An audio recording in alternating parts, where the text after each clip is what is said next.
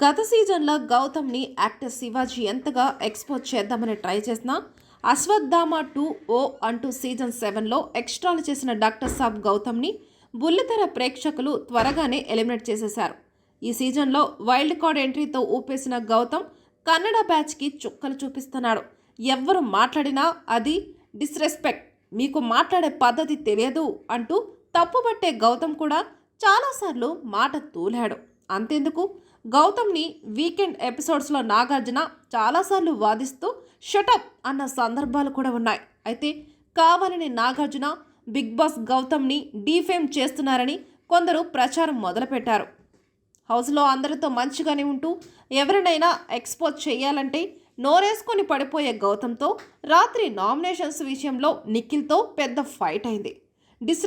Disrespect అంటూ మాట్లాడే గౌతమ్ మాట తూలాడు.